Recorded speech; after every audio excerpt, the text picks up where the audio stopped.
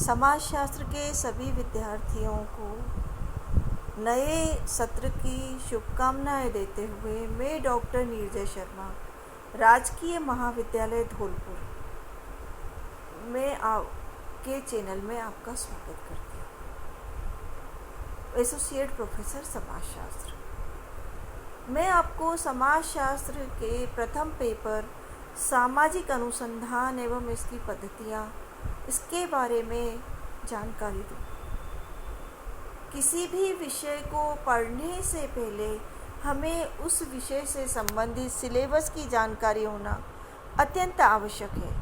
इसलिए मैं सर्वप्रथम आपको आपके बीए द्वितीय वर्ष के ब्रज विश्वविद्यालय द्वारा निर्धारित सिलेबस, जो कि 2020-21 में सत्र के लिए उन्होंने निर्धारित किया था, उसी को आगे इसी क्रम में बढ़ाते हुए 2021-22 के लिए भी उस सिलेबस के बारे में जानकारी दे रही हूँ। आपका सिलेबस 3 खंडों में बटा हुआ है।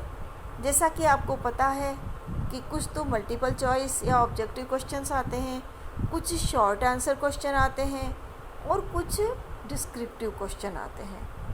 लेकिन कोरोना काल में परीक्षा पद्धति में परिवर्तन के कारण कई परिवर्तन हुए हैं। मुझे विदित होने के बाद में उन परिवर्तनों के साथ मैं आपको समय समय पर जानकारी देती रहूँगी। अब हम आते हैं अपने समाजशास्त्र विषय के सिलेबस के। सिलेबस 3 खंडों में बटा हुआ है, खंड अ, खंड ब और खंड स। खंड अ में सामाजिक घटनाओं को वैज्ञानिक अध्ययन। समाजशास्त्र में किस प्रकार से हम वैज्ञानिक तरीके से सामाजिक घटनाओं का अध्ययन करें, इसके बारे में, इसके विभिन्न पद्धतियों के बारे में इस खंड में दिया गया है। इसमें वैज्ञानिक पद्धति किसे कहते हैं, इसके बारे में हमें जानकारी मिलेगी। सामाजिक अनुसंधान किसे कहते हैं, इसके चरण क्या हैं, सामाजिक अनुसंधान का अर्थ क्या है, और सामाजिक अनुसंधान को करते समय हमें ऑब्जेक्टिविटी और सब्जेक्टिविटी को भी समझना, या जिसको हम वस्तुपरकता एवं व्यक्तिपरकता भी कहते हैं, वह भी समझना आवश्यक होता है। इसके अलावा उपकल्पना, उसका अर्थ, उसके उपकल्पना के स्रोत एवं प्रकार, इन सब का अध्ययन हम खंड अ में करेंगे। खंड ब में अनुसंधान के प्रकार और प्रविधियाँ। इसमें गुणात्मक और गणनात्मक प्रविधियों का अध्ययन किया जाएगा।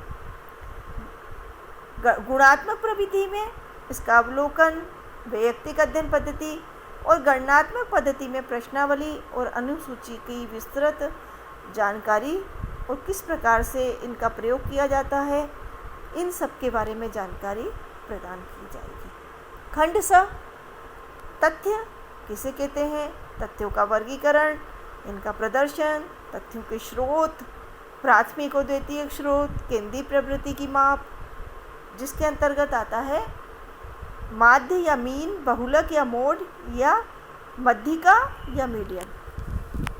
इन सब की जानकारी भी आपको समाजशास्त्र विषय के इस प्रथम पेपर में देने का मैं प्रयास करूँगी।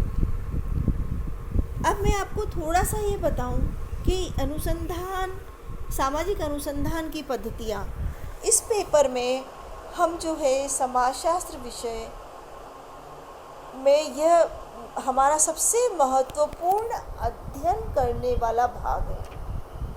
किस प्रकार से हम वैज्ञानिक तरीके से विभिन्न सामाजिक घटनाओं का अध्ययन करें और जो उनके घटनाओं के निष्कर्ष निकले वो वैज्ञानिक हों, जिससे कि सार्वभौम पर लागू हो सके, और उनका अगर हम पुनः परीक्षण करें तो फिर से हमें वह वैसे ही निष्कर्ष प्राप्त हो उन घटनाओं के, जैसे हमें पूर्व में प्राप्त हुए थे। लेकिन आप जानते हैं कि प्राकृतिक विज्ञानों की तरह हमारे समाजशास्त्र में, प्रयोगशाला में हम घटनाओं को अपनी तरह से नियंत्रित करके अध्ययन नहीं कर सकते, क्योंकि हमारी प्रयोगशाला संपूर्ण समाज है और हम समाज में रहने वाले व्यक्तियों के व्यवहार का अध्ययन करते हैं तो उसे नियंत्रित किया नहीं जा सकता।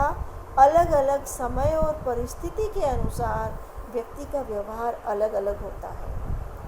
तो हम केवल वैज्ञानिक तरीके से इस प्रकार का अध्ययन करें कि लगभग हमारे निष्कर्ष जो हैं वो सही आए और हमें उसे सार्वभौम पर लागू कर सकें। वैज्ञानिक तरीके से अगर हम अध्ययन करेंगे, विभिन्न पद्धतियाँ जो हमें समाजशास्त्र में दी गई हैं उन पद्धतियों का प्रयोग करेंगे, जो सावधानियाँ हैं उन सावधानियों को रखेंगे, किस प्रकार से हमें अध्ययन विषय का चयन करना है, किस प्रकार से हमें अध्ययन को आगे बढ़ाना है, ये सब अगर हम क्रमबद्ध तरीके से सीख लें तो हमारे अध्ययन में वैज्ञानिकता आ जाएगी। और इसमें हम वैज्ञानिक पद्धति के अंतर्गत हम यही सब अध्ययन करेंगे। कल मैं आपको इसी क्रम में श्री गणेश करते हुए आपके पेपर का और खंड की वैज्ञानिक पद्धति के बारे में जानकारी दूँगी। धन्यवाद।